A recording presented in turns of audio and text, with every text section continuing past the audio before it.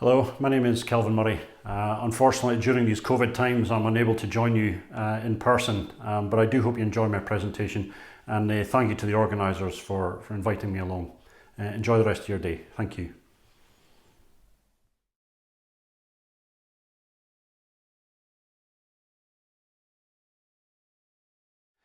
It's the 25th of August, 1796, and Scottish explorer Mungo Park is having yet another bad day. Mungo Park pioneered exploration into Western Africa to find the source of the Great Niger River, and he was one of the first Westerners to really explore and map this area. This was not easily achieved, and just after a year or so into this particular expedition, on this particular date, by this point, Mungo has been struck down with fever, he's been robbed, he's been assaulted, he's been kidnapped, he's been robbed again, dodged a war, robbed again, attacked and robbed, imprisoned for 4 months and robbed during that time. He has more fever, he's almost murdered, he's starved, he escapes and is robbed, nearly dies of thirst, chased by a lion, and then on this day he was attacked, robbed and stripped naked. At this point he wrote in his diary that my spirits began to fail me. Now Park's diary goes on like this, and it can be pretty hard reading as this guy is repeatedly brutalised by his journey, and yet he carries on. Park survived and returned home after nearly 2.5 years in Africa, at which point he wrote his popular book about the expedition. Today, the Mungo Park Medal is awarded by the Royal Scottish Geographical Society in recognition of outstanding contributions to geographical knowledge through exploration of a practical nature to the benefit of humanity in potentially hazardous environments, which does pretty much sum up what Mungo Park did. Mungo Park was the living embodiment of resilience, this ability to bounce back from bad things that have befallen you. And this is often described as toughness. Now, toughness is a word often associated with explorers. We look upon explorers from the past with reverential awe as they conquest the elements and wild lands, only wearing tweed and smoking a pipe. Toughness is represented today in popular media and the cult of celebrity. Tough explorers, tough adventurers. But can you imagine how Mungo Park would have been portrayed today? I mean, his Instagram feed would have been incredible. Now, certainly all of us have had our own experiences that have required us to tap into our own resilience, perhaps, especially during this pandemic. Are we tough? Have these experiences made us tougher? I have another thought about resilience, and it's maybe time that we changed our perspective a little bit on bouncing back. And it's not so much about toughness, but rather kindness. In 1915, after his expedition ship, the Endurance, was crushed by the ice in Antarctica's Weddell Sea, Ernest Shackleton and his men were stranded on floating ice for nearly 5 months before escaping by a small boat to Elephant Island.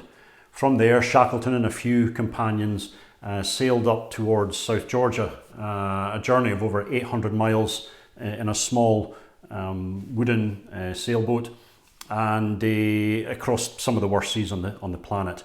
Reaching South Georgia, Shackleton was able to mount a rescue in order to recover the rest of his crew. It's hailed as one of the greatest stories in human survival, and much of it is put down to Shackleton's leadership and how he kept his men going. One surprising element of the survival story is the story of the doctor's banjo.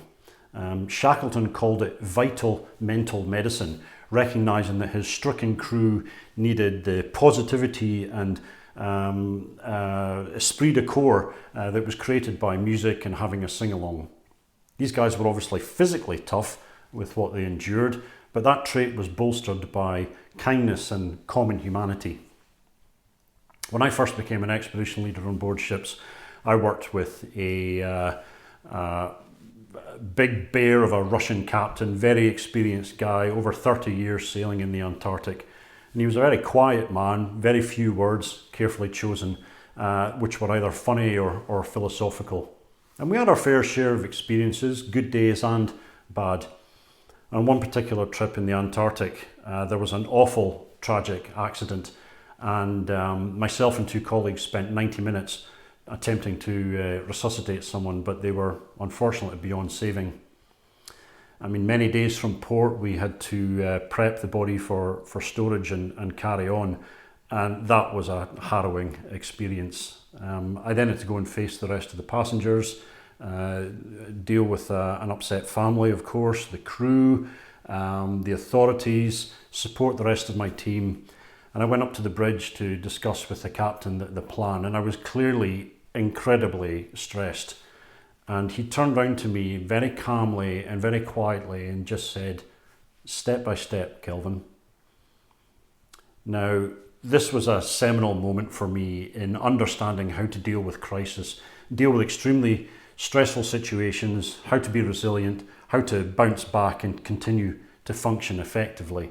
It wasn't about gritting your teeth and bearing it. It wasn't about a stiff upper lip. It was recognizing that something awful had happened. It was hugely upsetting, but that things needed to be done and people needed to function, step by step. The captain could have said to me, "You need to put on a brave face for everyone," or "toughen up," or the such like. But in that moment, he showed empathy and compassion for the situation I was in. He knew I needed kindness. Now, I've carried that with me for all sorts of situations. We'd be in 10-metre seas with the same Russian captain, and he would say in his heavy accent, "I don't mind bad weather. It means there's good weather behind it." Step by step. And these basic principles are found elsewhere. I remember from my diver training, when faced with an emergency, stop, breathe, think, act.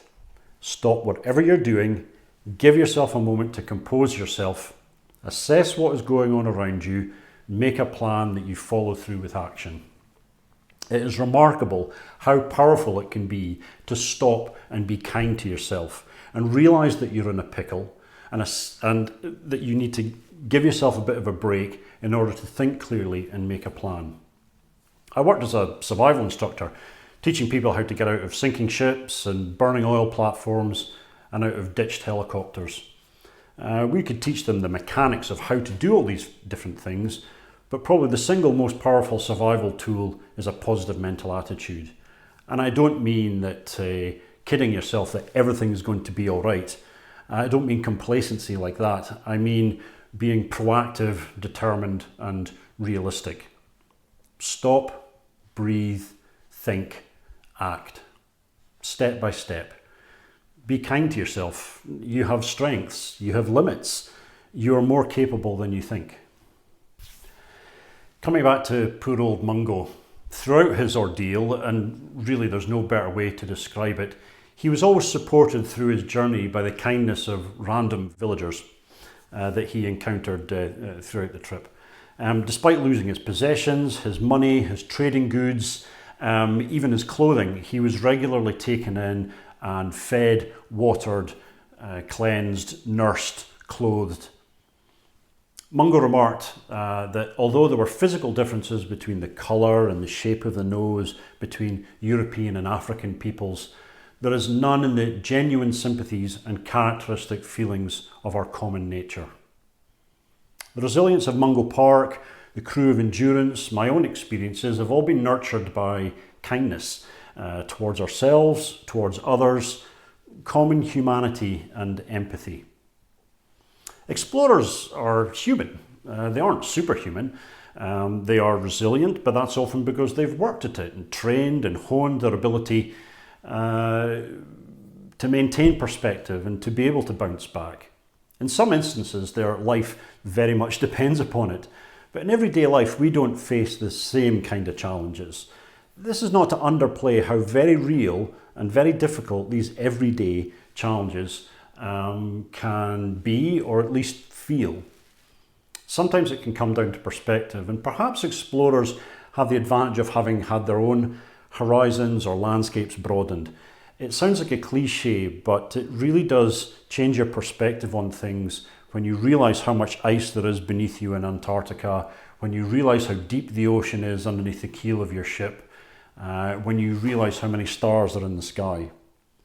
It's very easy for humans to disappear down the rabbit hole of their own mind and not really have a true perspective of what is going on around them.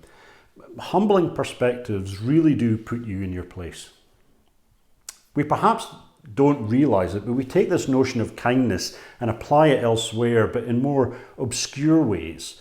For example, breakwaters that are built to provide a safe haven for vessels in a harbour are now being constructed with thousands of individual blocks that allow a wave to flow inside the structure, and then the energy of the wave is dissipated throughout the structure.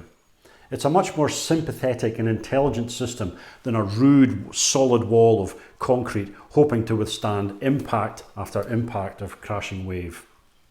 And in business, often the best deal is when both sides walk away feeling like they've won something. Nobody likes to feel like they've been beaten down, and it's probably not healthy to be the one who's delivering the beating. Win-win situations are exactly that. Everyone wins, everyone goes on to progress. Businesses don't necessarily need to be acting tough because their strength and resilience can come from a greater good. A friend of mine forwarded this tweet saying how much it resonated with her. I'm sure many of us can agree. I dream of never being called resilient again in my life. I'm exhausted by strength. I want support. I want softness. I want ease. I want to be amongst kin, not patted on the back for how well I take a hit or for how many. People are wary and weary of being identified as resilient. Resilience is often seen as being a badge of hard times rather than a recognition of a complex emotional being dealing with extraordinary situations. We aren't walls of concrete. We can pretend we are for a while, pretending that we can survive anything, but those pounding waves will inexorably find their way into a crack, and then things will fall apart. Our emotional breakwaters are more durable with sympathetic design and treatment. We can learn a lot from explorers of the past as we deal with the present and also progress into the future. It's in humans' nature to explore. It's why we reach the bottom of the oceans. It's why we're heading out into space. These are the new frontiers of exploration, and for me it's very, very exciting to be involved in both of these frontiers. Leading trips for explorer Victor Vescovo and his full ocean depth submersible limiting factor has been thrilling, but also challenging and demanding as new technology for human survival in extreme ocean depths is pushed to incredible limits. And while we celebrate the sub has reached the bottom of some new unexplored trench, we're always mindful that they're only halfway through their journey and the mission isn't successfully completed until everyone's safely back on board the ship. And looking to the skies, we're seeing a new golden age of exploration as private companies are making incredible technological leaps forward. With plans for commercial space operations and human colonization of other planets involving months and years in space, facilities like Blue Abyss, planned for the south of England, are gearing up to train humans to survive in the most extreme environments. And as we head off to other worlds, resilience powered by humanity will be an essential attribute. This almost sounds like an alternative opening to Star Trek. Certainly, wherever we go, exploration will always require resilience as we push boundaries. Some days will be good, others will be bad. Now, it's fair enough. Many of you will not be astronauts or deep ocean submariners. It's unlikely you'll be chased up a tree by a lion or have to eat penguins for months at a time. But the common thread to all these infamous exploits has been one of astonishing resilience powered by kindness. It's a great lesson for us all. My challenge to you is to think like an explorer. Whatever stuff is happening to you on those bad days, be more Mungo Park. Be kind to yourself, recognize the humanity around you, and realize that you need to stop, breathe, think, act. You have the capacity to get yourself through extraordinary situations. You don't have to be considered tough to be resilient and full of resolve. You can get there patiently, mindfully, kindly, step by step. Thank you.